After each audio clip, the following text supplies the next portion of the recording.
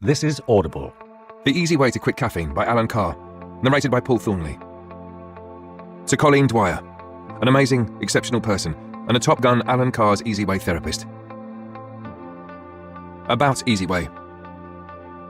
Alan Carr's 100 cigarettes a day addiction was driving him to despair until, in 1983, after countless failed attempts to quit, he finally discovered what the world had been waiting for: the easy way to stop smoking.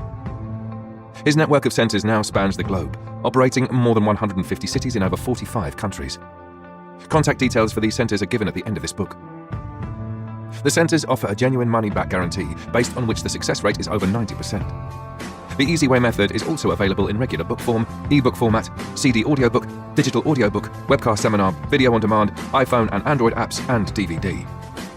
For details of these items and other books which successfully apply Alan Carr's Easy Way method to alcohol, weight control, fear of flying, worry, debt, and gambling, visit www.alancarr.com. Introduction. For a third of a century, Alan Carr chain-smoked 60 to 100 cigarettes a day. He'd tried all the conventional methods of quitting, including willpower and nicotine replacement, plus a variety of other substitutes and gimmicks, but nothing worked. As he described it, it was like being between the devil and the deep blue sea.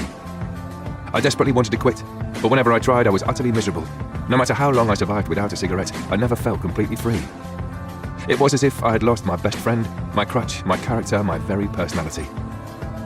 In those days, I believed there were such types as addictive personalities, or confirmed smokers, and because my family were all heavy smokers, I believed that there was something in our genes that meant we couldn't enjoy life or cope with stress without smoking. Eventually, he gave up even trying to quit, deciding it was a case of once a smoker, always a smoker. Then he discovered something which motivated him to try again. I went overnight from 100 cigarettes a day to 0, without any bad temper or sense of loss, void or depression. On the contrary, I actually enjoyed the process. I knew I was already a non-smoker even before I had extinguished my final cigarette, and I've never had the slightest urge to smoke since. It didn't take Alan long to realise that he had discovered a method of quitting that could enable any smoker to quit. Easily, immediately and permanently, without feeling deprived. Without using willpower, substitutes or other gimmicks, without suffering depression or withdrawal symptoms, without gaining weight. After trying out the method on smoking friends and relatives with spectacular results, he gave up his successful career in the financial world to devote himself to helping other smokers quit. He called his method Easy Way, and so successful has it been that there are now Alan Carr's Easy Way clinics in more than 150 cities in 50 countries worldwide. Best-selling books based on his method are now translated in over 40 languages, with more being added each year. It quickly became clear to Alan that his method could be applied to any form of addiction. It has helped tens of millions of people quit smoking, alcohol and other drugs, as well as to stop gambling, overeating and overspending. The method works by removing the sense of deprivation that addicts suffer when they try to quit with other methods. It removes the feeling that you are making a sacrifice. This book applies the same method to the issue of caffeine addiction and, unlike other methods, it does not require willpower. Too good to be true. I assure you that all you have to do is listen to this book in its entirety, follow all the instructions, and you will become free. I'm aware that many people who are unfamiliar with the method or those who have stopped by using it assume some of the claims made about it are far-fetched or exaggerated. That was certainly my reaction when I first heard them. I was incredibly fortunate to attend Alan Carr's Stop Smoking Clinic in London in 1997. Yet I did so under duress. I had agreed to go at the request of my wife, on the understanding that when I walked out of the clinic and remained a smoker, she would leave it at least 12 months before hassling me about stopping again. No one was more surprised than I, except perhaps my wife, that I left the clinic already free from my 80 cigarettes a day addiction.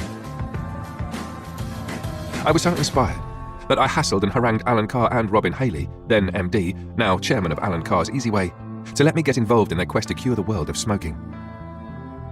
I was incredibly fortunate to be able to convince them to allow me to do so.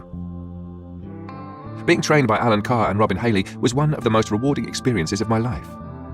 To be able to count Alan as not only my coach and mentor but also as my friend was an amazing honour and privilege. Alan Carr and Robin Haley trained me well. I went on personally to treat more than 30,000 smokers at Alan's original London clinic, and became part of the team that has taken Alan's method from Berlin to Bogota, from New Zealand to New York, from Sydney to Santiago. Entrusted by Alan with ensuring his legacy achieves its full potential, we've taken Alan Carr's Easy Way from videos to DVDs, from clinics to apps, from computer games to audiobooks to online programs and beyond. We've a lot of work to do, with so many addictions and issues to apply the method to, and this book plays a special part in our mission. The honour of updating and developing Alan's method for this book has fallen to me and the amazing Colleen Dwyer, one of the most senior Alan Carr's Easyway therapists in the world. Colleen has played a vital role in the global success of Alan Carr's Easyway, and her talent and expertise have played a key part in the development of this book. Developing Alan's work in this way means the most up-to-date, cutting-edge version of his method has now been applied to a whole host of issues.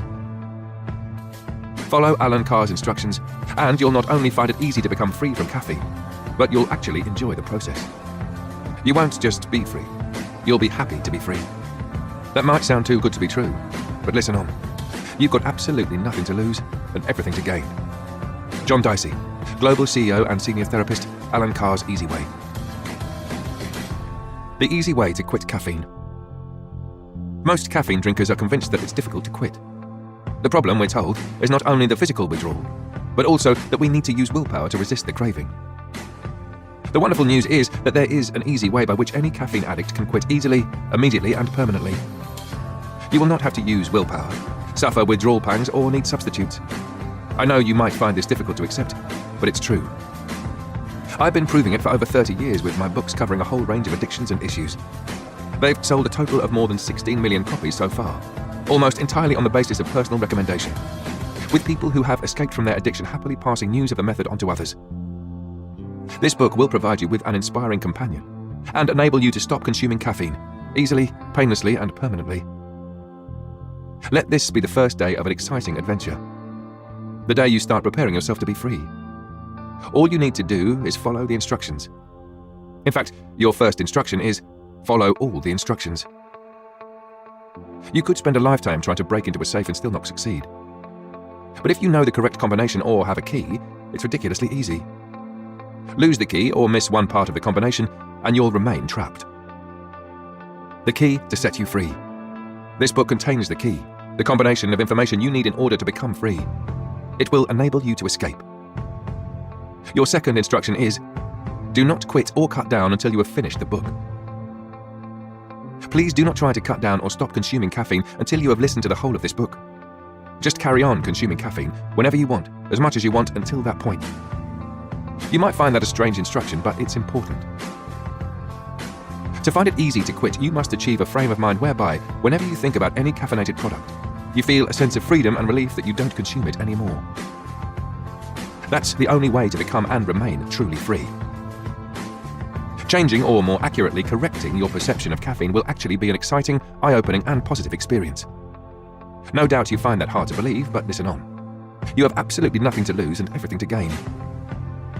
In the meantime, the third instruction is, start off in a happy frame of mind. The fourth instruction is, think positively. Cast aside all feelings of doom or gloom. There is no need to be miserable. You are about to achieve something marvelous.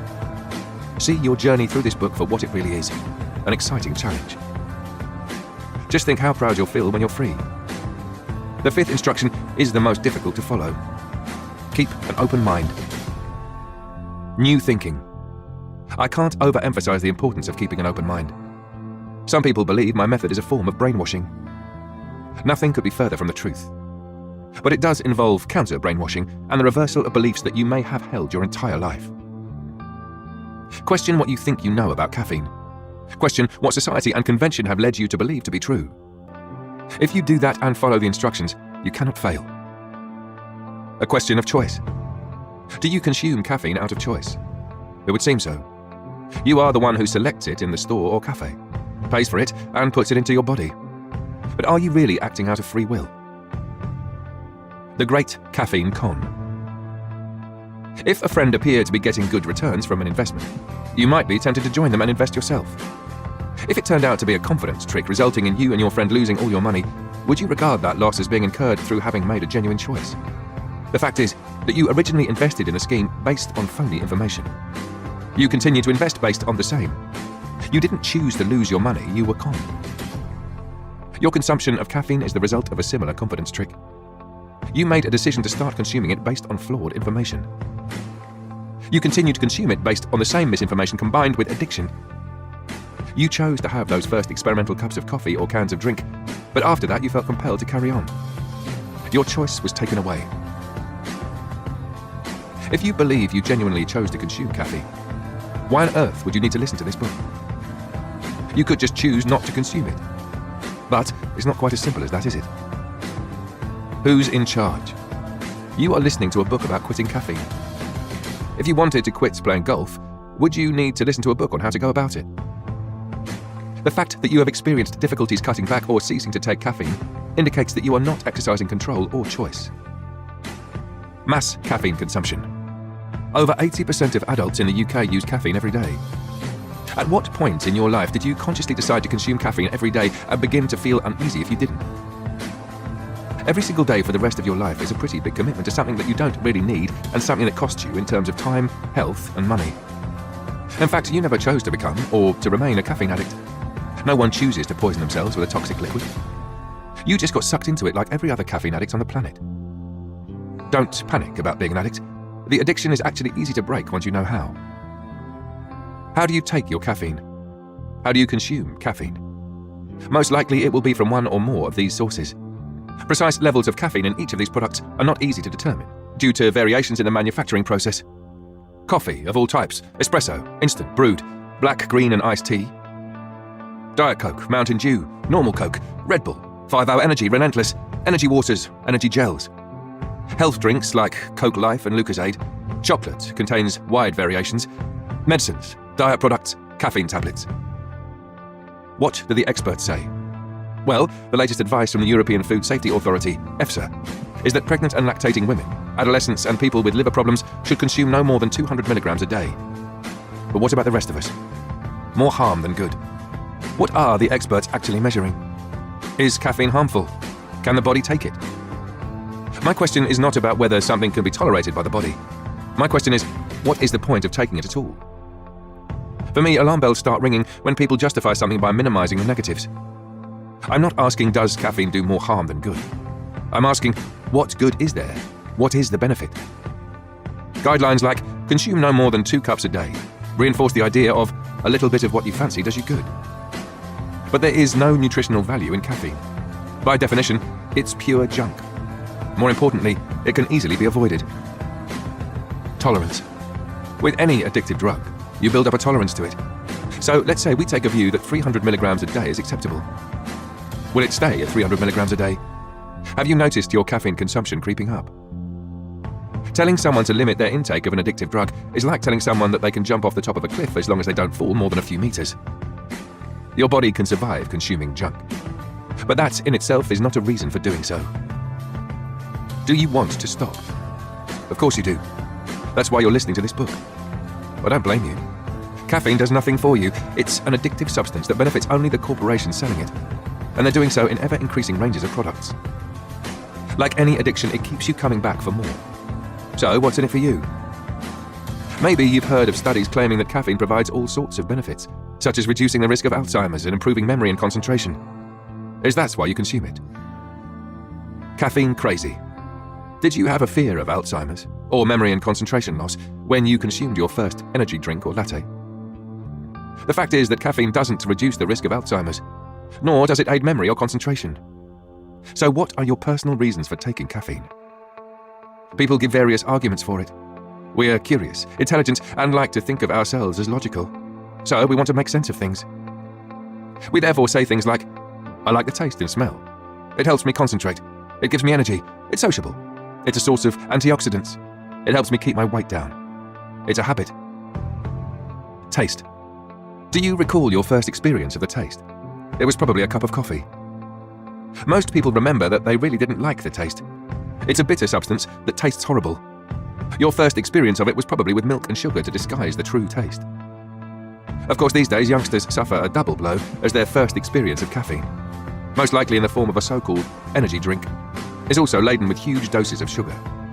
It's a sweet, sickly mess designed to mask the flavor of caffeine. Sugar addiction? That's a whole different problem. If you still load your caffeine with sugar and milk or cream, then deep down inside you know your consumption has nothing to do with the taste. You're doing everything in your power to mask it. The fact is that your brain has taught your body to cope with the foul taste, so you can get the drug to which you have become addicted. Smell. The smell of freshly brewed coffee can be lovely. But it's interesting that it's not alluring in the same way to non-coffee drinkers. It's just a lovely smell. The only reason it triggers the desire for a cup of coffee is because we're addicted to caffeine. A rose may have a delightful smell, but that doesn't make us want to eat it. We love the smell of the ocean, but that doesn't make us want to drink it. When has the smell of a lovely perfume ever made you want to consume it? The fact is, you don't consume caffeine because of the smell. Once you've been freed from the addiction, you'll still be able to enjoy the aroma of coffee, but you won't feel compelled to drink it. No more than you'd feel compelled to drink a cup of seawater during a walk along a sun-soaked beach. Coffee really is the only caffeinated drink that smells strongly. Tea doesn't, and neither do so-called energy drinks. Your brain associates that smell with the next dose of your drug. Once you're free from the addiction, the smell won't be a problem to you. Concentration. You might think it helps you to concentrate, but in reality, it does the complete opposite. The fact is that as caffeine leaves your body, it creates a very mild, empty, slightly insecure, slightly uptight feeling. It's incredibly mild, almost imperceptible. But that feeling triggers the thought in your brain of, I want a coffee, or an energy drink, or whatever form of caffeine you tend to consume. That thought creates a craving. The mild, empty, insecure, slightly uptight feeling of caffeine withdrawal is now joined by a stronger, more noticeable craving for caffeine, a direct result of the thought, and a feeling of deprivation unless you satisfy that craving. The more you crave it, the more distracting the feeling gets, and the more difficult you find it to concentrate on anything else. It's the ending of that aggravation you seek, when you have the coffee or caffeine drink that you mistake as being an aid to concentration. Imagine you were to undertake a challenging mental task, let's say a difficult crossword puzzle. Now imagine how difficult it would be for you if a small child marched around the room kicking a tambourine and banging a drum. It would be almost impossible for you to concentrate. There's no doubt that were the boy to stop making a noise, you'd immediately be able to concentrate better than a moment before. Yet, would you conclude that the boy and his actions were an aid to concentration? Of course not. Yet that is exactly the kind of credit you give caffeine when you claim it helps you to concentrate. All you experience is the temporary ending of an aggravation caused by caffeine addiction. Caffeine causes the aggravation, it doesn't relieve it. Caffeine withdrawal makes you feel restless and distracted. That's not good for concentration. Energy. This is the big one for most caffeine addicts. The caffeine industry works hard and spends a fortune promoting the idea that caffeine gives us energy. From birth, we're surrounded by brainwashing suggesting the same. We end up accepting it as fact without question. The truth is that you were perfectly energetic before you started consuming caffeine. Look at young children at a party running around like there's no tomorrow. That's a completely natural energy high and a completely natural emotional high. Remember, this is before their force-fed E-numbers and sugar-loaded jelly and ice cream. Before anyone had ever dreamed of any kind of so-called energy drink, young lads would play games of football lasting hours. They'd have a break for a visit to the water fountain before carrying on and playing on for hours more. Not a drop of caffeine in sight.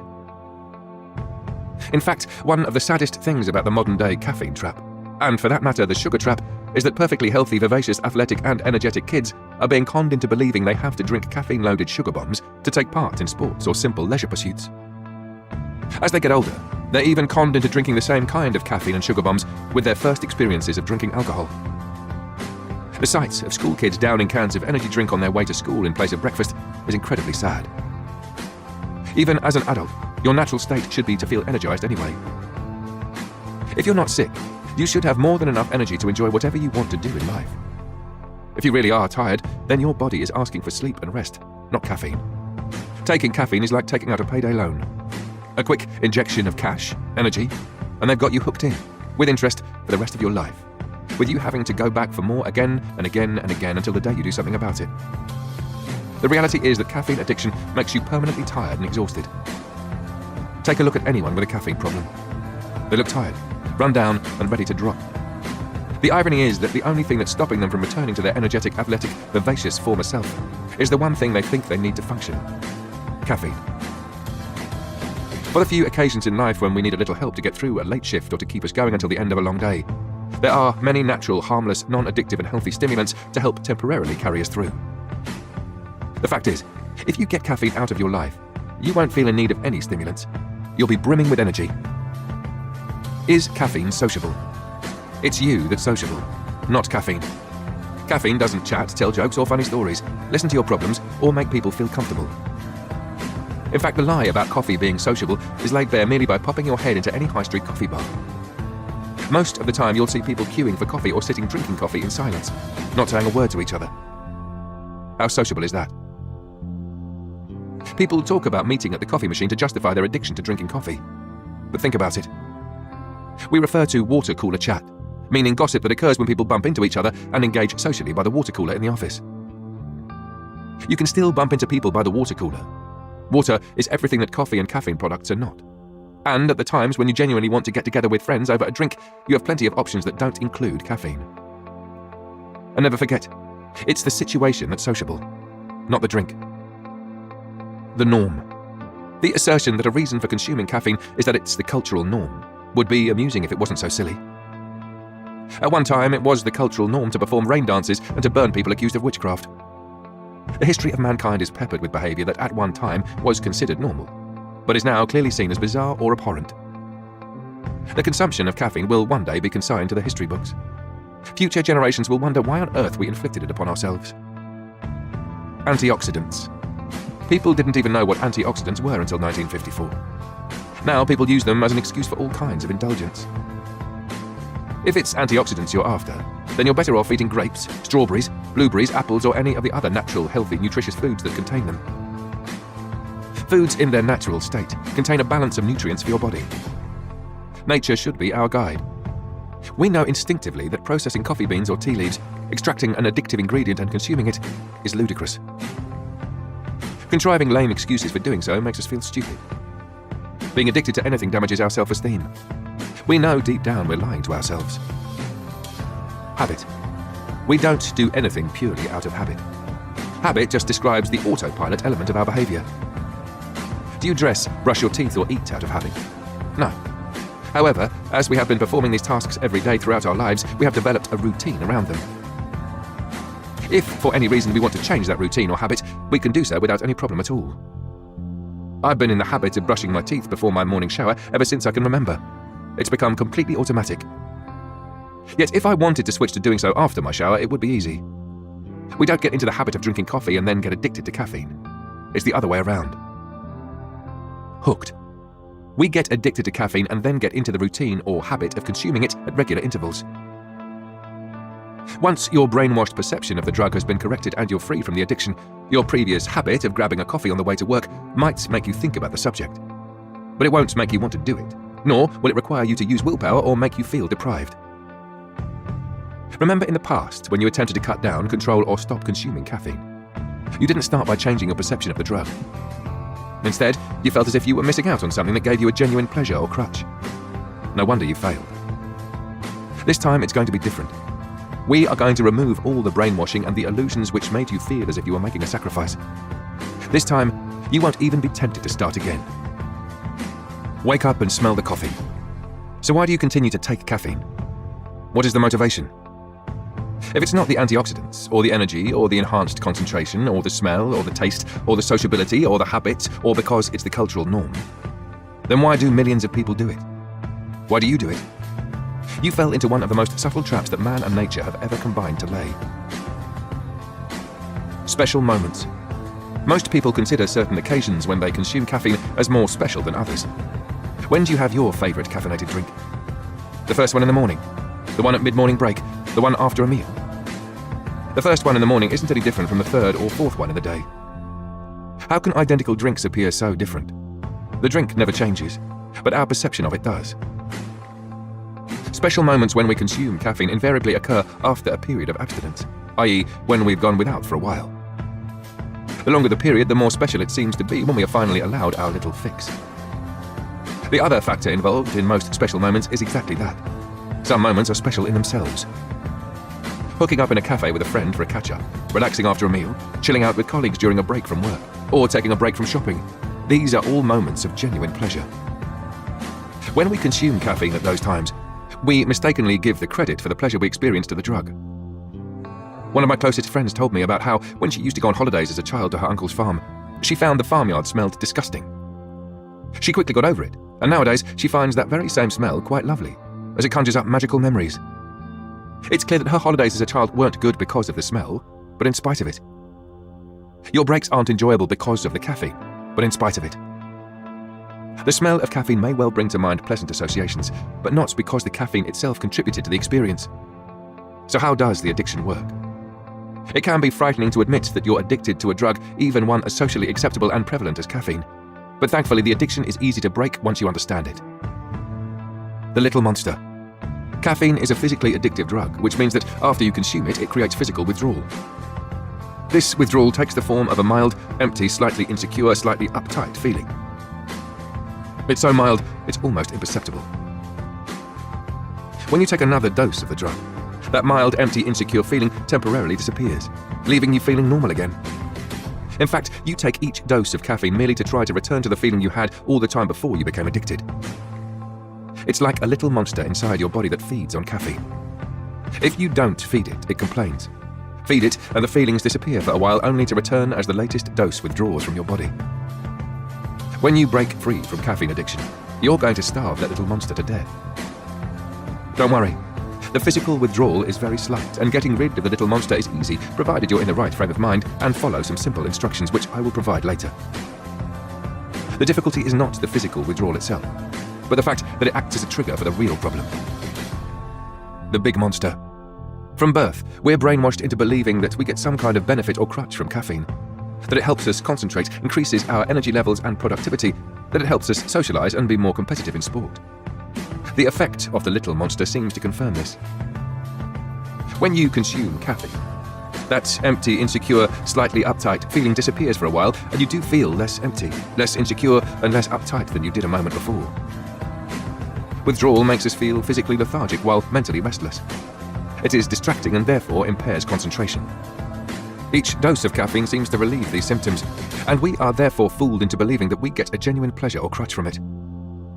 It is this belief that creates the feeling of deprivation when we try to quit. And it is this feeling of deprivation which creates the cravings associated with caffeine withdrawal. Remember, the physical withdrawal, the little monster, is very mild. It's the thought process that it triggers, aided and abetted by the brainwashing, the big monster, that causes the unpleasant cravings. This method removes the big monster. All you have to do then is starve the little monster to death by stopping taking caffeine, and you will be free. Brainwashing. The conditioning that we have all been subjected to since birth creates the big monster. We're taught to have a distorted view of caffeine from a very young age. It's not just seeing our parents consuming it, plus the coffee and energy drink adverts that warp our perceptions. Virtually the whole of society has a brainwashed view of caffeine.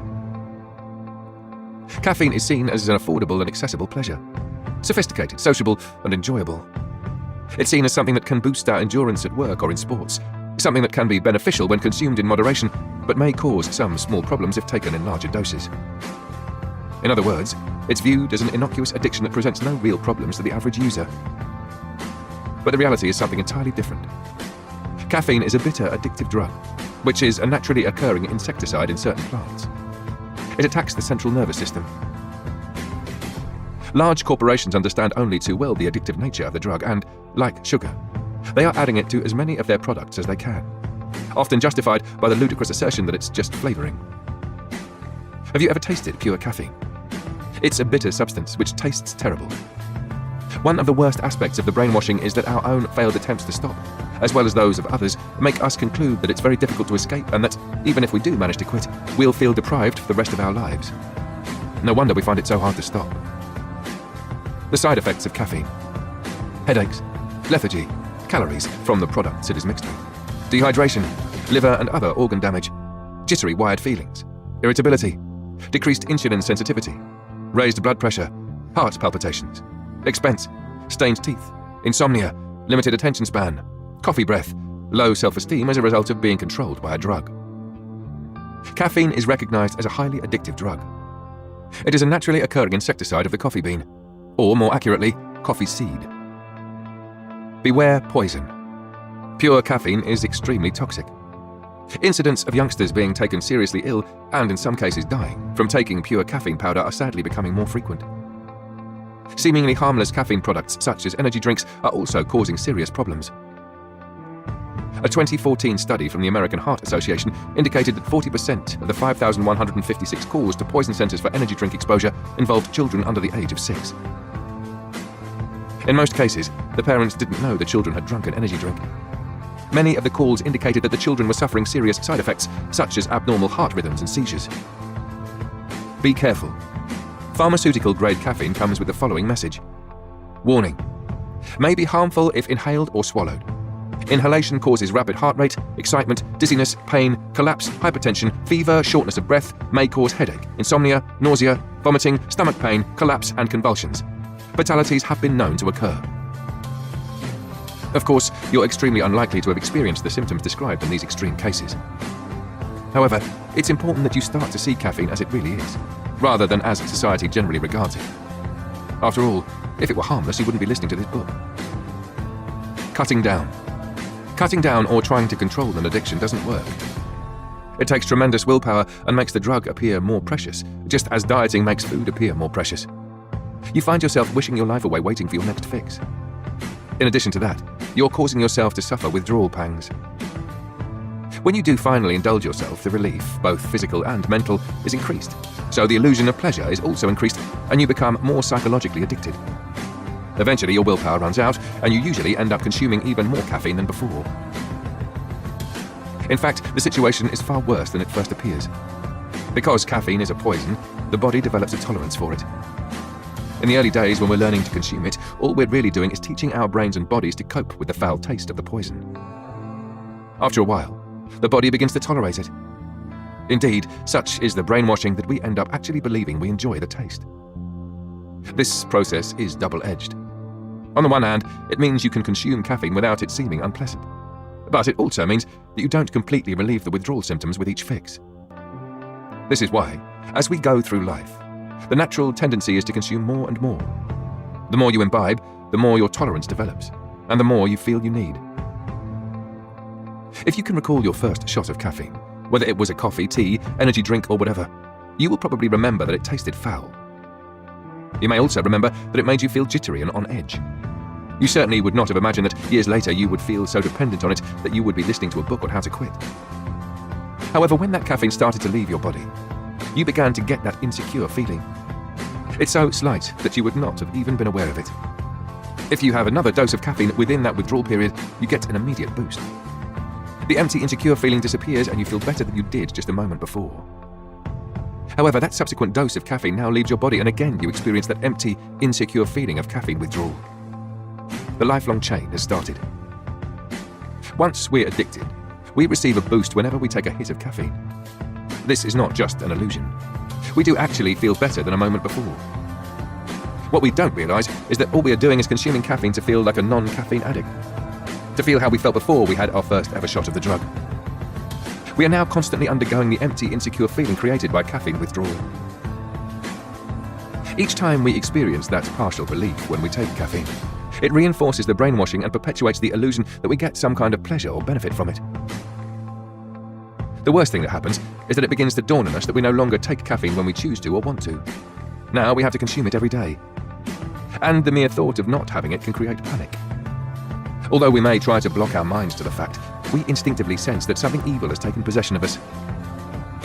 But no matter how much the drug drags you down, you still get that slight boost when you take it. In John Steinbeck's Of Mice and Men, Lenny worshipped George because George saved him from drowning. It never occurred to Lenny that it was George who pushed him to jump into the dangerous river in the first place. It's the same with caffeine.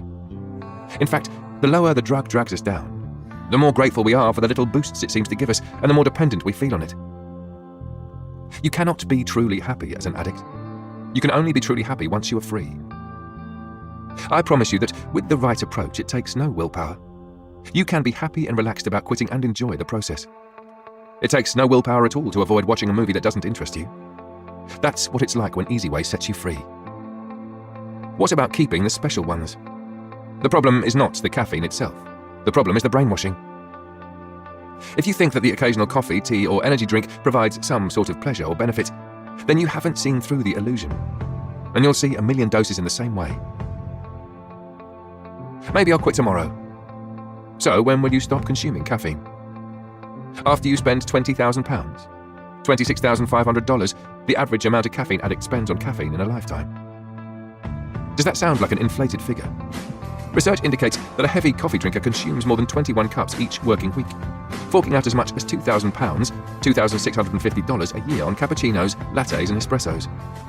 And even the average consumer spends around £500, $660 a year. Hasn't caffeine already become an obvious problem for you? How many years have you been consuming caffeine? Do you ever ask yourself why you keep doing so? It's time to stop putting off the day you quit. Why would you want to do that? All we have to do is remove the brainwashing and understand the true nature of the trap.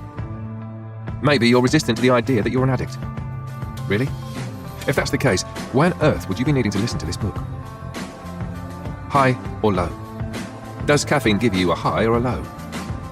Everyone is falling over themselves to say caffeine gives you a high or a boost. Look at the words we use when we talk about it. Energy drink, caffeine shot. Red Bull gives you wings, caffeine jolt, wired, buzz. Paradoxically, the impression that it provides a boost comes from the reality that caffeine creates a low. All the time that you are experiencing caffeine withdrawal, you are being kept in a low, fidgety, lethargic state. By taking more of the drug, you receive a brief boost as the new dose of caffeine temporarily curbs the withdrawal. Each shot of the drug, far from ending the withdrawal, ensures that you'll undergo it again and again and again. What do people say when they're doing their drug? I need my caffeine hit. We misunderstand the effects of caffeine on our system and then construct a whole belief system around our behavior. This is the brainwashing. We buy into the idea of energy boosts, needing caffeine to stay awake or to concentrate, needing caffeine to socialize, wake up, or even to relax. Caffeine starts to feel like a vital part of our existence. When we're not consuming caffeine, we're withdrawing from it. In fact, we're withdrawing from it even when we are consuming it because, as previously explained, it never completely relieves the slightly low physical state of emptiness and restlessness which it creates. The brainwashing is exploited by the caffeine industry, which is more than happy to reinforce the illusions via advertising and marketing campaigns. It gives you wings. The emergence of premium energy drinks was largely led by Red Bull. Remember the first time you saw it for sale in a store? What an odd-sized can. It costs how much? Really? It isn't even alcoholic. There must be something to it. I'll try it. Ugh, disgusting. There must be something special about it or people wouldn't buy it. These days, Red Bull has crept its way into our pubs and clubs as a popular mixer with hard liquor. A veritable bomb of alcohol, sugar and caffeine. Whether it's vodka and Red Bull or the widespread Jaeger bomb, a shot glass of Jägermeister dropped into a glass of Red Bull, there seems to be no stopping the march of caffeine products. The product names are revealing. Monster, Relentless, Red Bull and Rockstar to name just a few. All aggressive, macho, sexy-sounding brands targeting impressionable youngsters. Mixing energy drinks with alcohol seems particularly absurd. On the one hand, the energy drink is packed with caffeine and sugar, both stimulants. And on the other hand, alcohol is a depressant. So we're simultaneously taking drugs whose effects counteract each other. The marketing of energy drinks that have flooded into pubs and bars is equalled by that of those which have crept onto our sports fields. In spite of a complete lack of evidence that energy drinks provide any kind of performance enhancement, a generation of youngsters has grown up to believe that the only bottle worth having in your hand during a timeout is one containing a so-called sports drink. It's been interesting to see professional athletes, presumably after a bit of scientific research, moving back to drinking water to rehydrate and eating bananas to get an energy boost during games. Yet the industry is unstoppable. Red Bull, for example, sponsors cool and fun events. Extreme sport seems to be its thing, and its website looks more like a travel or sports website than one that promotes a synthetic, caffeinated drug drink. Red Bull doesn't just sponsor a Formula One racing team. It owns one. It bought a Major League Soccer team and renamed it the New York Red Bulls. It has pioneered a new model of advertising and marketing by conceiving, financing and producing extreme stunts like Felix Baumgartner's 24-mile freefall to Earth from space. Its investment in sport is designed to promote an image of energy, daredevilry and heroism which becomes associated with its products. This is a worrying strategy, designed to appeal to youngsters at an impressionable age and get them hooked for life. They're laughing all the way to the bank, and putting ideas in our heads. Loving cup. I always thought of coffee as a sophisticated drink and tea as a working class drink. Why? Were my perceptions being played with? Was the caffeine industry working to capture every type of person and situation somehow? I associated cool Italian chic with espressos and tea with a bunch of PG Tips monkeys. No one talks about Builder's coffee. Can you remember the Nescafe or Kenco coffee advertising campaigns? The epic love affairs played out in ad break episodes. Coffee culture.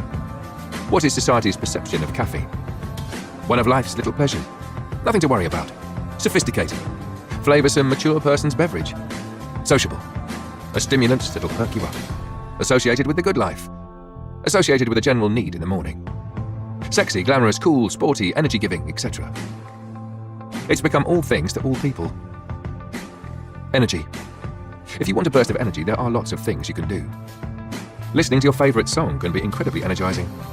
Exercising gets your heart pumping and blood flowing. Engaging your brain in a mental task, e.g. a crossword, creates mental energy. A brisk walk in the fresh air. The fact is, you don't actually need anything to take the place of caffeine. You haven't been getting any benefit from it anyway. After the first few top-ups of caffeine, you remain just as tired, just as lethargic and run down as you were in the first place. If you look at people who seem to rely on caffeine to keep them going, you'll see this is true. They don't walk around with purpose. They're not bursting with energy. They normally look tired, run down, lethargic and exhausted, as if they're running on empty. Feeling tired or lethargic at times is perfectly natural, especially if you've had a late night or are working long hours. Listen to your body. Make sure that you get enough rest and enough good quality sleep. The health benefits of doing so are immense and far-reaching, as are the negative effects of not doing so. Of course, there are occasions when we are required to push ourselves to work or play longer or harder without the opportunity for proper rest. If you do feel tired or lethargic, a brisk walk in the fresh air can work wonders. And remember, there are plenty of factors that could be causing you to feel tired at times. Starchy, carb-laden lunches can create problems with blood sugar levels during the afternoon, leading to lethargy and tiredness. Once you're free from the toxin caffeine, you'll be far more inclined to take care about what else you put into your body. If you feel tired, run down and lethargic, it's a sign that something is wrong. Look at how much sleep and exercise you're getting and try to eat foods that give you energy and keep you healthy. Conflict. Mistakenly believing that caffeine gives you a genuine boost rather than understanding that it makes you feel low, tired and drained creates a mental conflict. You end up convinced that the only way to energize yourself is to take caffeine. But at the back of your mind, you may worry about the health implications, the feeling of being controlled and the cost. You may therefore try to cut down on your intake. This mental conflict is a hallmark of addiction. It creates a tug-of-war of fear that far outweighs the mild physical withdrawal. On the one hand, fears that you can't cope with or enjoy life without your little pleasure or crutch, that you'll have to go through some terrible trauma to quit, and that even if you do succeed, you'll have to spend the rest of your life feeling deprived and resisting temptation. On the other hand, fears that it's poisoning you, costing you a fortune and controlling you. What the addict fails to grasp is that both these sets of fears are caused by caffeine. Non-caffeine addicts suffer neither set of fears. You didn't suffer them before you got hooked, and you won't suffer them once you're free. Power of brainwashing. All our lives, we're subjected to brainwashing on all kinds of subjects. Our character and personality evolve as a result of nature and nurture, and there's often a blurred line between the two. How can we have been raised to think that putting a paper tube of foul-tasting, addictive, burning leaves in our mouth and inhaling the smoke is a normal thing to do? From birth, we have been surrounded by people smoking, and so it has become normalized in our minds. The fact that smokers panic without cigarettes, and will go to virtually any length to obtain them if they run out, serves to confirm the illusion that they can't survive without them. It's the same with caffeine. Roasting and grinding up a foul-tasting addictive bean and then drinking it in a liquid solution is an extremely odd thing to do. Those deepest in the caffeine trap openly admit that they feel they couldn't survive without their regular fixes. They often blame stressful, highly demanding jobs and long hours to justify their apparent dependence. But which creatures would you say are most dependent on powerful bursts of energy? What about the big cat family? Powerful, superb hunters such as lions, tigers, cheetahs and leopards rely on surges of energy to catch their prey. And they do so without the need for caffeine. Whether it's powerful hunters or animals that achieve feats of incredible stamina, we only have to look at the animal kingdom to see that we do not need drugs to survive, flourish and excel. Before youngsters fall victim to sugar and caffeine addiction, we see them rushing around playing games, racing each other and exploring without the need for any kind of so-called energy fix. Look at the people around you. Although caffeine addiction is still rife, there are millions of ex-caffeine addicts and millions of people who've never been hooked in the first place. You'll find that they tend to be more energetic and stronger both physically and mentally than the addicts we know. It sometimes makes us resent them, because they prove to us that we don't need caffeine either, which makes us feel weak and stupid for not having quit ourselves. You may still be finding what I'm saying difficult to take on board. Keep an open mind. Remember that everything I'm saying about caffeine is very good news, because caffeine is very bad news indeed. Scientists are discovering that it is far, far worse for us than we previously thought. In fact, it is hard to think of a single part of you that is not seriously and adversely affected by caffeine. It poisons every single part of your body. It creates depression and mood swings, and of course, as with all drug addiction, the slavery to it crushes your spirit. A comprehensive list of the ways in which caffeine harms you would fill a small library. It is certainly beyond the scope of this little book. It is also beyond its remit. You already know that caffeine is making you suffer. That's why you bought the book. Caffeine is doing plenty to you. What may well be news to you is that it is doing nothing for you. It doesn't help you relax or concentrate. It doesn't inspire you. It doesn't even give you real energy. What it does do is put you in the state of body and mind that you would be in if a man-eating tiger suddenly appeared in the room. That state would be very useful if a man-eating tiger did happen to be in the room. It is decidedly counterproductive when you are trying to clean the house, write an essay, negotiate a deal, or complete your tax return. And let us not forget that if there were a tiger in the room, your brain would naturally secrete exactly the right amount of the correct chemicals for you to deal with the situation in as efficient a way as possible. These days, most of us enjoy lives in which such dangers are few and far between. One of the modern equivalents of the dangerous tiger is the cutthroat business takeover. Would caffeine help you to have the edge in such a situation? Only if you gave it your adversary. There would already be enough adrenaline flowing in such a situation. Caffeine would overload the system and make you nervous. Far from helping you to think clearly on your feet, this would impair your ability to see the situation with clarity and thus respond skillfully. There was a famous experiment in which spiders were given various drugs. The object was to observe the varying types of web these spiders would weave on their respective drugs. Interestingly, the craziest, most disorganized web of all was not, as you might expect, that of the spider on LSD or cannabis, but that of the spider on caffeine. Perhaps you're thinking, but I have written some excellent essays, negotiated great deals, cleaned the house from top to bottom, done some excellent presentations on caffeine. I don't doubt you have. The key is in the story about the old man who snaps his fingers all day long on a street corner in New York. A kid goes up to him and says, "Old man, why do you snap your fingers all day like that?" The old man replies, "It keeps the tigers away." The kid says, "But old man, there are no tigers in New York City." The old man snaps his fingers again and says, "See, it works." Of course, you have been able to do these things well on caffeine. But is it because you were on caffeine or despite that fact? Let us not forget that caffeine, like nicotine, is an addictive drug. The main symptoms of caffeine withdrawal are headache, a fuzzy head, lethargy, and difficulty concentrating. Of course, caffeine addicts feel more energized and able to concentrate once they've taken the drug. But this is not because of the active effect of the drug, which is to put the mind and body into a state of panic. Panic never helps anyone think clearly. It is merely because the drug has temporarily suppressed the withdrawal symptoms that it creates. As well as being a drug, caffeine is a powerful poison. Regular consumption of any poison makes the consumer very tired and run down. Therefore, on top of the fact that withdrawal from the drug makes you lethargic in the morning, your base level of energy and well-being is brought right down by the systematic poisoning. In fact, it is a triple low that you experience, and mistake for normal in the morning. Your normal is in fact the low of withdrawal compounded by the low of your mental craving for the drug, compounded in turn by the depleted state of mind, body and spirit that every addict suffers and mistakes for normal. These days, the vast majority of us jumpstart our systems with a Starbucks or a cup of instant before the day's work. The student gets his fix before he attends lectures or sits down to start his essay. He may take energy pills to stay up half the night and cram before his exams when he should be getting nourishing sleep. And on the potentially stressful day of the exam itself, he forces down this panic-inducing drug. It is very common to see people being interviewed for jobs in Starbucks these days, just as it is common to see important deals being brokered there. The illusion is that caffeine oils the wheels, that the world turns on this drug, that human progress itself surfs on a vast sea of skinny soya chino. The reality is that we are a nation of burnt-out, exhausted caffeine junkies who have forgotten what it is like to enjoy genuine energy and mistake a radical shock to the system for the real thing. Bear in mind that consumption of caffeine has only been widespread for the last 400 years or so. Think about that.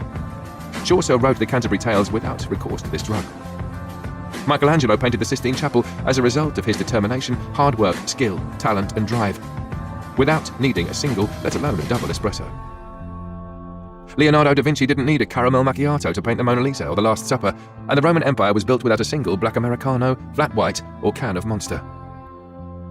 And let's not forget that while it is true that there are no tigers in New York, and it is true that the old man clicks his fingers, to link these two facts with the word "because" is an outright lie. Let's keep in mind that the dizzy heights to which we have soared since we all started drinking coffee, such as the discovery of DNA, for example, were not reached because we were all drinking it, but despite the fact. After all, if you take someone who has little or no aptitude in a particular area, let's say playing the guitar, do they suddenly become a genius guitarist because they pour a cup of coffee down their throat? Isn't it obvious that if a person achieves something extraordinary, it is because of their genius and despite the products they consume rather than the other way around? The vast majority of human achievement in the arts and sciences has been fueled not by caffeine, but by genuine energy and inspiration. These are your birthright. They are inside all of us, and far from bringing them out, caffeine will dampen them. Unless you quit, of course.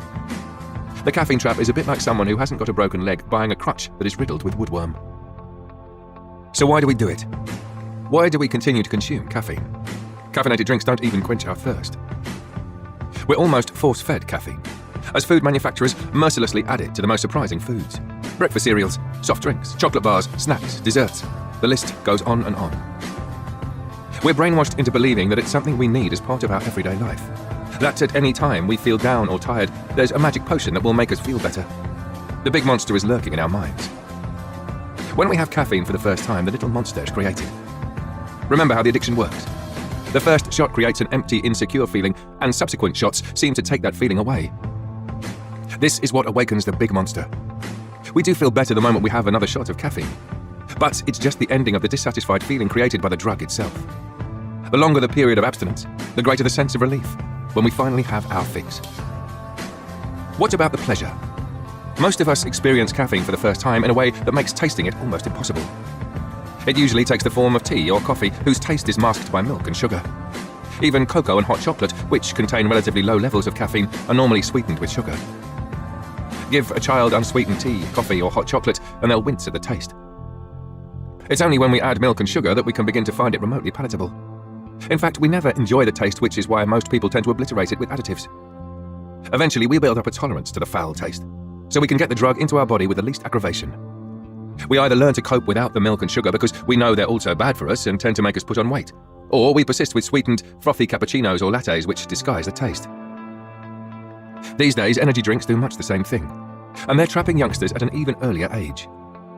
It pains me to see children on the way to school sipping oversized cans of energy drink as if it were the greatest thing on earth. By morning break, they're often drinking more, then again at lunch break, and again on the way home. Not only are these children subjected to caffeine addiction, they are often also suffering from malnutrition with a diet devoid of real, nutritious food, often high in sugar, salt, processed carbohydrates and fizzy drinks with little or no nutritional value. Have you noticed that the profit-chasing food and drink corporations are increasingly adding addictive substances to their products? Maybe this is the first time you've thought about food and drink ingredients in these terms, as addictive additives. As the food and drink giants bombard us with sugar, salt, caffeine and processed carbs, they not only make us increasingly obese, but also ensure that we keep coming back for more by hooking us on their junk. Caffeine withdrawal. Caffeine withdrawal symptoms are usually mild. An empty, slightly uptight, insecure feeling. There can also be fatigue and sometimes headaches. However, the physical withdrawal is not a problem. In fact, if you're in the right frame of mind, you can actually enjoy the purging process. Drink a lot of water and, if necessary, take a headache pill that doesn't contain caffeine, and you'll mitigate any discomfort. The come down. Some people report feelings of mild depression, and it's important to realize that this only occurs if you feel you're missing out on something. If you cling to the illusion that you're being deprived of a genuine pleasure or crutch. If you're happy to be free and realize that there's nothing to give up so that you're not making any sacrifice whatsoever, then you can actually enjoy the process of escaping. The cost of coffee. Maybe the cost is one of your motivations for wanting to quit caffeine. If you buy your coffee in high street coffee shops, it can add up to a significant amount each week, as can the amount spent on energy drinks. Although it's great to save money as a result of escaping from the caffeine trap, try not to use that as a motivating factor. Instead, view the money you save as a bonus. Quit caffeine for the simple reason that you'll enjoy your life more once free of your addiction. That said, consider how much you spend on caffeine products per week. Now multiply that by 52. Now multiply that figure by the number of years you hope to live. It's so easy to write off a few pounds a day. Being thousands of pounds a year better off is wonderful. The money you'll save over the rest of your life is a marvellous bonus. Addiction causes stress. It doesn't relieve it. It never really dawns on us how hard we have to work because of our addiction. We allow extra time on our journey to work in order to stop off to pick up our fix. We often have to queue, Sometimes we manage to be patient. At other times we get flustered and frustrated at people placing orders for breakfast sandwiches or pastries. This always seems to take an inordinate amount of time. While you wait, and wait, and wait. Then the barista either doesn't remember your normal order, which annoys you, seeing as you've ordered the same thing every day for years, or does remember your normal order, which, if you consider it for a moment, makes you feel a little uneasy. Then they either ask your name, which annoys you again for the same reason it annoyed you when they couldn't remember your order, or write your name on the cup without asking, which again occasionally causes those pangs of concern. They take your hard-earned money, and then you queue some more. And wait. And wait. It's at times like this that your mind might wander off to thoughts of junkies at a methadone clinic queuing for their fix, or to the patients in the movie One Flew Over the Cuckoo's Nest queuing for their medication. Looking at a coffee shop queue during the morning commute, it's impossible not to feel compassion for the poor victims of caffeine. The relief on their faces is obvious as they escape from the queue and scurry on their way, clutching their fix. When you don't manage to get your fix, e.g. you're running late, you have to contend with the headaches and the distraction and the frustration of wanting caffeine but not being able to have it, and reach the point where any source of caffeine will do, no matter how foul-tasting. What kind of pastime is this? We're either feeling lousy because we've had too much or lousy because we haven't had enough. We eventually reach the stage where we're fed up with the whole business. We just want to escape. Isn't that why you're listening to this book now? We know we're in the grip of something that's doing us harm, costing us money and controlling our lives. And we hope one day we'll wake up and magically not want caffeine anymore. But you can escape from this addiction easily, permanently, and happily. All you need to do is make a decision to do so and follow some simple instructions. You have reached a fork in the road. You can decide to continue pointlessly consuming caffeine for the rest of your life, obtaining no benefits at all, suffering the cost, the inconvenience, the slavery, the tiredness, the lethargy, the nausea, and the withdrawal. Or you can choose freedom. Stop or cut down. Your original objective when you started this book may well have been to try to control your intake, to cut down on the amount of caffeine you consume rather than to cut it out completely. Some people consider cutting down prior to cutting it out completely to be sensible. The idea is to wean yourself off caffeine gradually, thereby reducing the physical withdrawal symptoms when you do stop completely. The problem with cutting down gradually is that it makes caffeine seem more precious rather than less. Within minutes of starting a diet, the thought of food starts driving us to distraction when in the normal course of a day, we might hardly even think about it apart from at mealtimes. Combined with that forbidden fruit effect as mentioned earlier, the shots of caffeine we consider as special normally occur after a period of abstinence, i.e. when we've not had any for a while. Cutting down tends to make every shot of caffeine appear special, so it can perpetuate the illusion that you're making a sacrifice. In any case, as long as you understand that you're not giving anything up, withdrawal from caffeine is barely noticeable. Feeling a bit tired, anxious, and having a headache isn't that far from normal, everyday life for even the lightest caffeine addict. It's nothing that keeping hydrated with water and, if necessary, an aspirin or another caffeine-free headache pill and a little rest won't sort out. Anyway, if there's no benefit to taking caffeine frequently, then there's no point in taking it occasionally either. Attempts to cut down usually fail, and our intake usually returns to its previous level or even higher. There's only one way to control your caffeine intake, and that's to stop taking it completely. Illusions. Your only frame of reference regarding caffeine is your addicted state of mind and body. So in that context, a shot of caffeine seems to deliver a boost. In reality, it's dragging you down mentally and physically. The only reason you take caffeine is to try to get rid of the withdrawal, i.e. to feel like someone who doesn't take it, since they never experience withdrawal, and to feel like you felt the whole of your life before you got addicted to it. The only thing stopping you from feeling that way for the rest of your life is the next shot. So what if it's an illusion? Illusions are normally fun. We love watching movies even though we know they're not reality. We'll go through the masquerade of pretending we believe in Father Christmas because it's fun for the kids. Most of us love to watch a magician even though we know we're not actually watching real magic. Illusions are great, and it's healthy and fun to engage with them when they make us happy. But this illusion is not making you happy. It's destroying your quality of life, making you feel ill and costing you a fortune. The incredible machine. We are given incredibly strong bodies. Unfortunately, we tend to treat them terribly. We smoke, take alcohol and other drugs, avoid exercise, overwork, deprive ourselves of sleep and gain weight. Some do all these and more for years, some for decades. Yet our bodies survive in spite of the abuse we subject them to. What an incredible piece of machinery the human body is. And how very much stronger it is if treated with respect. Many addicts, who have consulted other types of therapists prior to coming along to our clinics, complain that if they were questioned about their early childhood, they find this rather annoying because they can't see the significance of the questions. In one way, they are absolutely correct. In order to understand the addiction trap fully, you need to go back further, over 3 billion years, when life on this planet first developed. The human body is the result of 3 billion years of trial and error, and is by far the most sophisticated and powerful survival machine on the planet. When I was set free from my addiction to nicotine, it was as if I'd discovered an incredibly powerful machine. The human body, and in particular, the human brain. I firmly believe that this machine is better equipped to handle any situation without drugs. When we're young, we're aware of the physical power and strength of that body. But as we grow a little older, we become physically and mentally weaker. We know that our lifestyle is probably not helping. That we could eat more healthily, get more sleep and rest, avoid drinking too much or putting other toxins into our bodies. But to an extent, we've been brainwashed into accepting some kind of decline into old age. In some cases, when we're not even out of our 20s. Let's just pause a moment to consider the incredible sophistication of our bodies. Can you do the ironing, make the bed, answer the phone, do the shopping and clean the car? Of course you can. But could you perform all these tasks at the same time? Now consider the thousands of tasks that our bodies perform automatically, all at the same time, even as we sleep. Our heart has to keep pumping, never missing a single beat. Blood must carry energy and nutrients to every part of our body. Our internal thermostat has to maintain our body temperature at the correct level. Every one of our organs, including our liver, lungs and kidneys, has to continue to function in harmony with all the others. Our stomach must digest our food. Our intestines must distinguish between food and waste, extract the former and arrange disposal of the latter. Any good doctor will tell you that your greatest ally in fighting infection and disease is not him or any drugs he can prescribe, but your immune system, which, while all the above functions are being carried out, automatically supplies chemicals such as adrenaline and dopamine to whatever part of your body needs them, at the right time and in the correct quantities. Our knowledge of the human body has expanded 1,000-fold in the last 100 years. We can transplant organs and achieve mind-boggling results with genetic engineering.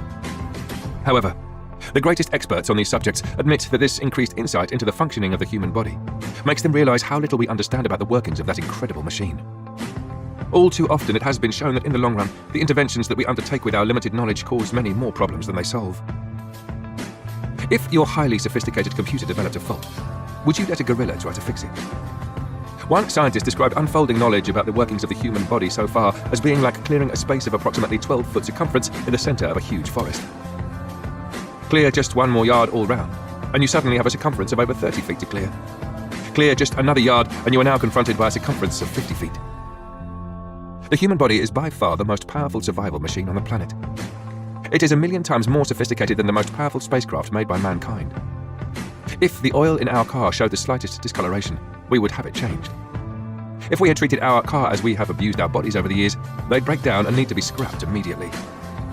The human body is the culmination of over 3 billion years of trial and error, all designed to achieve one object, and one object alone: survival. 3 billion years is an awful lot of time for development when so-called intelligent mankind contradicts the laws of nature, without knowing the exact consequences of his actions. He is certainly not being intelligent. Our every instinct is to ensure that we survive. It's that instinct that has made you question your consumption of caffeine. We think of tiredness and pain as evils. On the contrary, they're red warning lights. Tiredness is your body telling you that you need to rest. Pain is telling you that part of your body is being attacked and that remedial action is necessary. We think of hunger and thirst as evils. On the contrary, they're alarm bells. Your body warning you that unless you eat and drink, you will not survive. Each of our senses is designed to ensure that we survive. We're equipped with eyes to see danger, ears to hear danger, a nose to smell it, touch to feel hot or sharp surfaces, and taste to know the difference between food and poison. Many doctors now consider that drugs like Valium cause more problems than they solve. These drugs have a similar effect to alcohol. They take the person's mind off their problems, but they don't cure them. When the effect of the drug is worn off, another dose is required. Because the drugs themselves are addictive poisons, they have physical and mental side effects, and the body builds an immunity to the drug so that its blocking effect is reduced. The addict now has the original stress plus the additional physical and mental stress caused by feeling dependent on the drug that is supposed to be relieving the stress. Eventually, the body builds such an immunity to the drug that it ceases even to give the illusion of relieving stress. All too often, the remedy is now either to administer larger and more frequent doses of the drug, or to subject the patient to an even more potent and dangerous drug. The whole process is an ever-accelerating plunge down a bottomless pit. Some doctors still defend such drugs by maintaining that they prevent the patient from having a nervous breakdown in the short term. Again, they focus on removing the symptoms. A nervous breakdown isn't a disease. On the contrary, it's a partial cure and another red warning light. It's nature's way of saying, I can't cope with any more stress, responsibility, or problems. I've had it up to here. I need a rest. I need a break. The problem is that people often take on too much responsibility. Everything is fine while they're in control and can handle it. In fact, they often thrive on it. However, everyone has phases in their life when a series of problems coincide. Observe politicians when they're campaigning to become president or prime minister. They're strong, rational, decisive, and positive. They have simple solutions to all of our problems. But when they are elected, you hardly recognize them as the same person. Now that they have the actual responsibility of office, they become negative and hesitant. No matter how weak or strong we are, we all have bad patches in our lives. The usual tendency at such times is to seek solace through what we've been brainwashed into regarding as our traditional crutches: alcohol, nicotine, and/or other drugs. It may be the usual thing to do, but there's absolutely nothing rational about it. The only answer to stress is to remove the cause of the stress. It's pointless trying to pretend that the stress doesn't exist, whether the stress is real or illusory. Drugs will make the reality and the illusion worse. Another problem is that we are also brainwashed into believing that we lead very stressful lives. The truth is that the human species has already successfully removed most of the causes of genuine stress. We no longer have the fear of being attacked by wild animals every time we leave our homes, and the vast majority of us don't have to worry about where our next meal will come from, or whether we'll have a roof over our heads. How would you like to be a rabbit? Every time you pop your head out of the ground, you not only have the problem of searching for food for yourself and your family, but you have to avoid becoming the next meal of some predator. Even back in your burrow, you can't relax or feel secure, as you're at risk from floods, ferrets, and myriad other hazards. The stress of serving in the Vietnam War understandably caused many servicemen to turn to drugs, but they served for a comparatively short period. How does a rabbit survive Vietnam its whole life, yet still manage to procreate at a prolific rate and feed its family? The reason that rabbits can take all this stress and trauma in their stride is because they have adrenaline and other drugs occurring naturally. They also benefit from possessing the powers of sight, smell, hearing, touch, and instinct. In fact, they have everything they need to survive. Rabbits are extraordinary survival machines, but human beings are even more extraordinary. We have reached a stage of evolution whereby we can partly control the elements themselves. Properly organized, we could virtually eliminate the effects of droughts, floods, or earthquakes. We really have just one substantial enemy to conquer: our own stupidity. At our stop smoking clinics, we ask smokers, do you have a smoker's cough? Often the reply is, I would stop smoking if I did. A cough isn't a disease. On the contrary, it's another of nature's survival techniques to eject harmful deposits from the lungs, just as vomiting is another survival technique to eject poisons from our stomachs. Imagine being a pilot flying a plane over the Alps in blanket fog.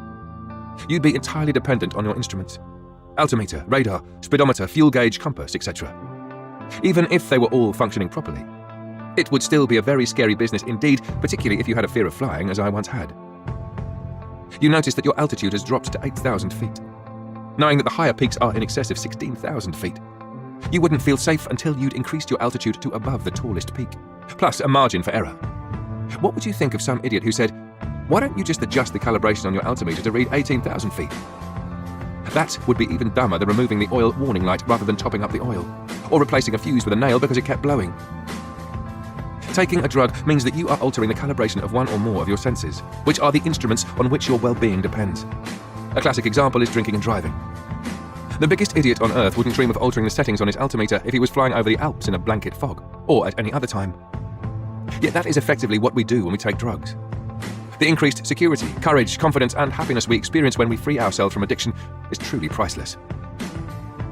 What the future holds. With all addictions, it's not where you are going to that's important.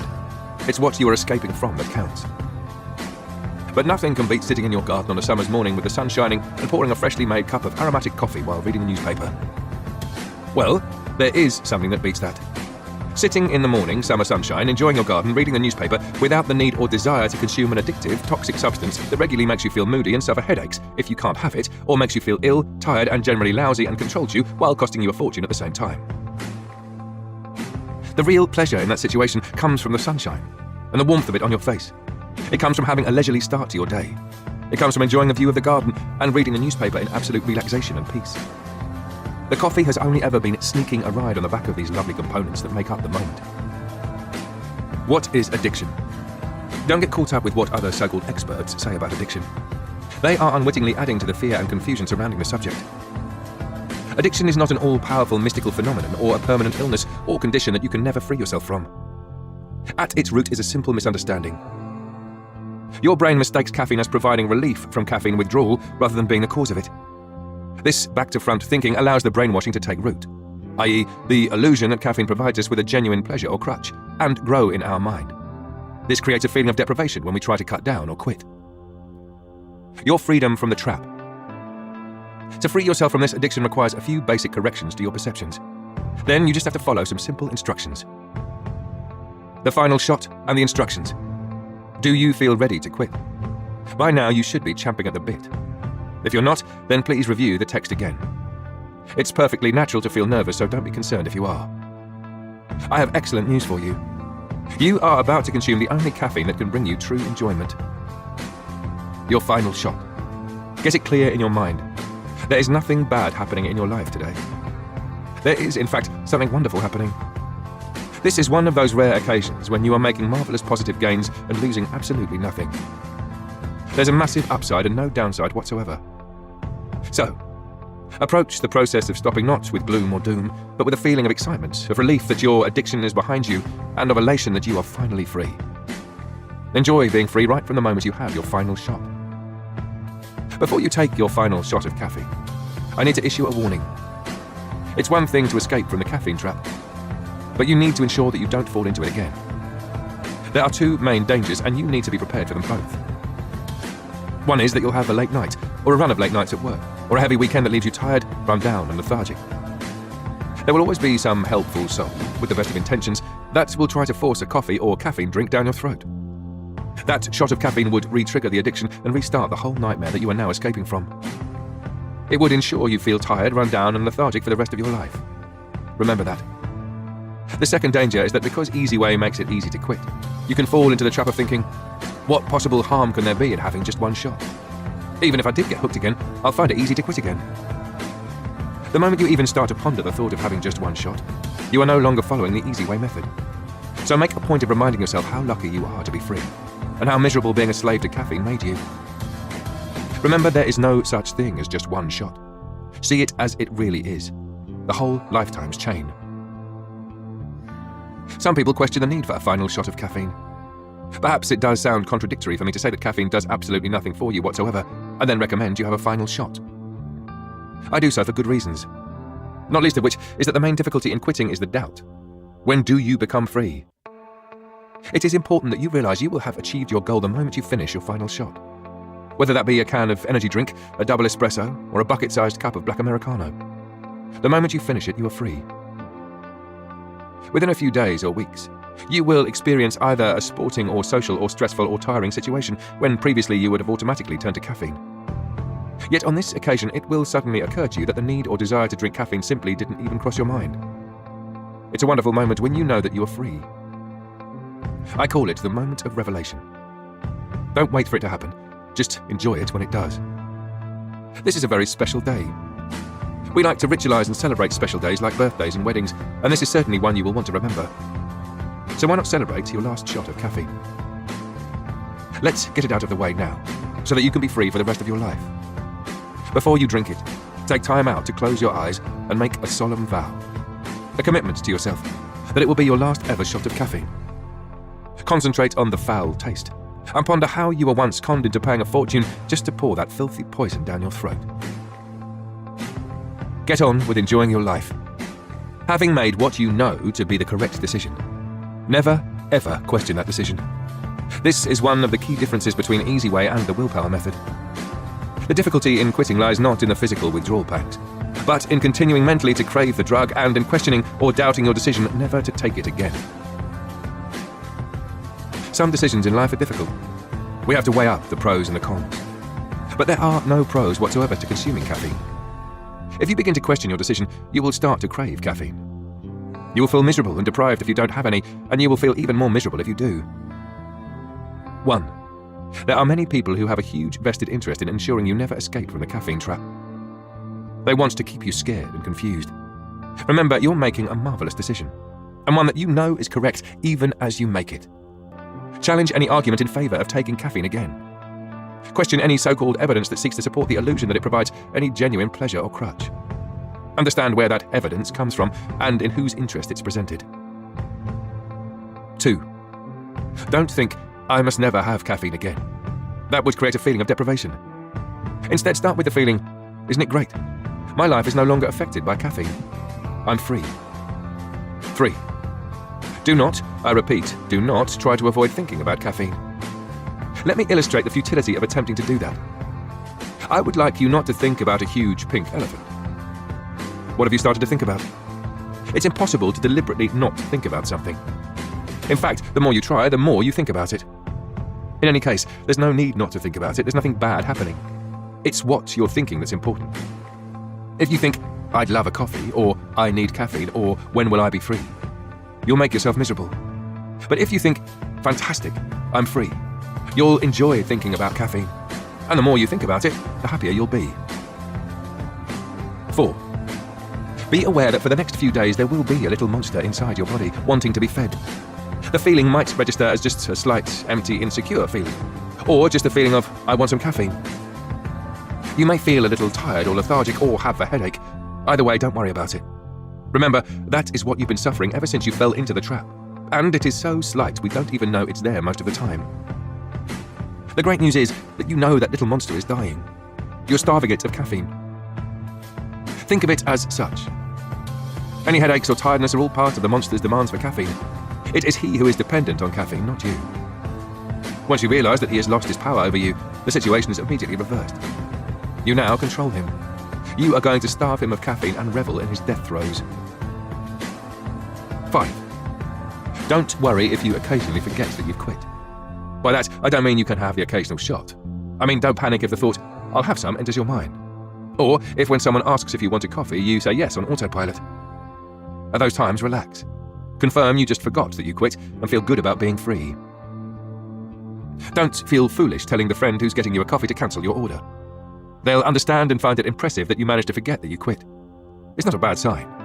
It's no different to hiring a car and turning on the windscreen wipers instead of the indicators because the controls are on the opposite sides on the car that you normally drive. Before long, you get used to it, and it doesn't cause you a problem anymore. 6.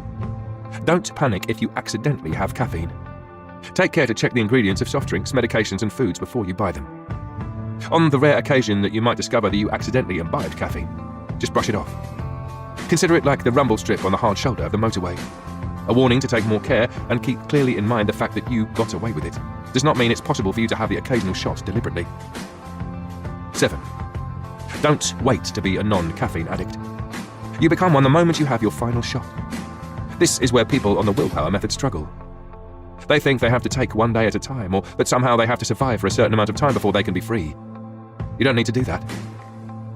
Because you have got rid of the belief that caffeine provided you with any sort of benefit or crutch, you're free the moment you finish your final shot. Don't wait to be free. You already are. 8. Accept that, like everyone else on the planet, you'll have good days and bad days that are completely unrelated to having quit. You might feel tired after a late night out, or a bit sluggish mid-afternoon after a run of tough days at work. Remember, that's just your body reminding you to take enough rest or eat properly or avoid other addictive poisons.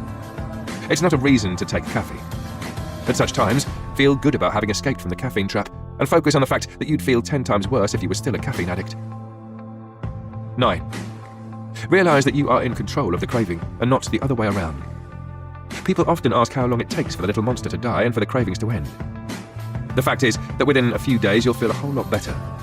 The headaches, the lethargy, the tiredness, and any feelings of insecurity or anxiety will have gone. Remember, those are the symptoms you suffered every day as a caffeine addict.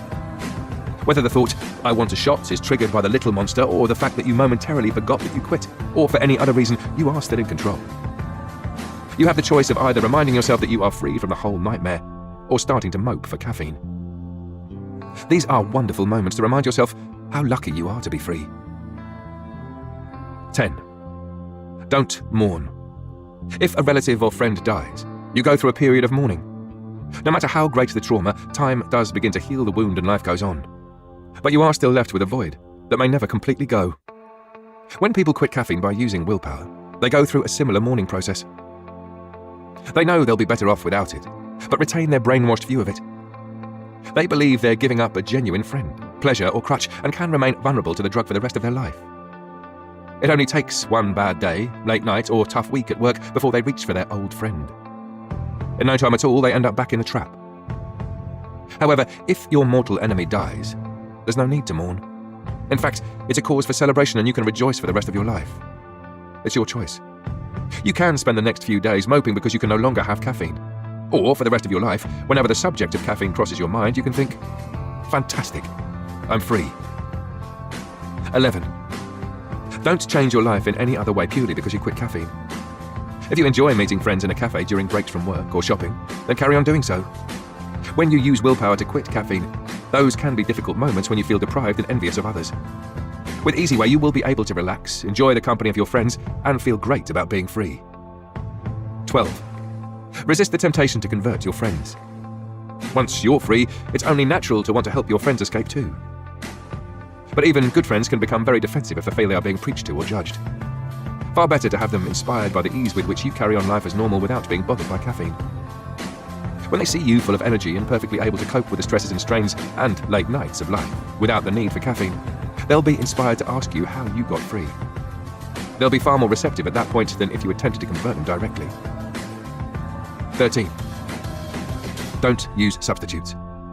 Of course, there will be times when you want to drink, and previously at that time you might have felt compelled to have a caffeinated one. Of course, at such times, you should feel free to have a non-caffeinated drink. But be wary of any thought process that implies any sense of deprivation. So rather than think, I can't have a coffee, so I'll have a herbal tea instead, make sure that you remind yourself how lucky you are to be free. The thought, great, I'll have a herbal tea, is empowering, reaffirming, and positive. Don't worry if initially the former thought occurs, and if it does, just make sure you correct the thought to the latter. After quitting caffeine with this method, the thought of drinking something that tastes like whatever your fix was, such as decaffeinated coffee, is unlikely to appeal. Unlike previous attempts to quit or cut down, you won't feel deprived of caffeine, so you won't feel the need to substitute. But clearly you'll get thirsty at times, so be sure not to mistake that feeling as withdrawal, and choose whatever thirst-quenching option you fancy. Keeping yourself well hydrated is important for your physical and mental well-being. Thirst is your body telling you that it's not sufficiently hydrated, and drinking water frequently and eating high water content foods, such as fruit, will make you feel great. Water is by far the best thirst quencher, and is freely available, and if you want a hot drink, then there are plenty of healthy, harmless ones to choose from. Naturally caffeine-free herb and fruit teas are fine. Rooibos, redbush tea, for example, naturally contains no caffeine. Decaffeinated teas and coffees are those from which the caffeine has been artificially removed. The process of decaffeination itself has been found to create health problems, and choosing these products also risks producing the feeling in your mind that you are substituting, which can lead to a feeling of deprivation. So it's better to avoid them. Get it clear in your mind. You weren't drinking coffee, tea, or energy drinks for the taste anyway. You were drinking them for the caffeine. An amazing thing happens to your taste buds when you stop bombarding them with caffeine. They return to normal very quickly, and you'll be able to enjoy the natural, more delicate and refined flavours in the drinks you do choose. 14. Enjoy breaking false associations. Whether it's during a break from sport or exercise, a break from work or from shopping, meeting a friend for a chat, or after a meal in a restaurant, these and many others are moments we've been brainwashed into automatically taking a caffeine product. It's great to purge the drug from your body, and it's even more enjoyable breaking these associations. Feel happy to be free, knowing that you're in control. Enjoy these moments and think, fantastic, I'm free. 15. Never envy caffeine addicts. Pity them. Remember, they remain victims of the caffeine trap. They're wasting their money and time, harming their health and peace of mind, and diminishing their energy and vitality because of an addiction that provides them with no benefit whatsoever. Watch people consuming caffeine while they're feeding their addiction.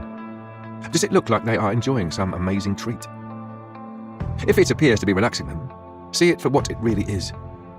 A direct reaction to the level of anxiety and deprivation they were experiencing before that drink. More often than not, you will simply see a face of someone who isn't that interested in his or her drink and doesn't even seem to like the taste. A slave to the drug. The fact that they might remain oblivious to their predicament and might remain so for the rest of their lives is their loss. Would you envy someone who had a terrible illness but wasn't aware of it? Of course not. Get it clear in your mind. Whenever you see anyone using caffeine on any occasion, they're not doing it because they choose to or want to, or because it gives them pleasure or any kind of benefit, but because they've fallen for an ingenious, subtle confidence trick. Remember that you are not being deprived. They are. They're being deprived of their health, their money, their energy, their courage, their freedom. Consuming caffeine is nothing more or less than addiction to caffeine. You wouldn't envy a heroin addict. You're free from the whole filthy nightmare. Enjoy your life. Free from caffeine. The instructions that make it easy to quit. 1.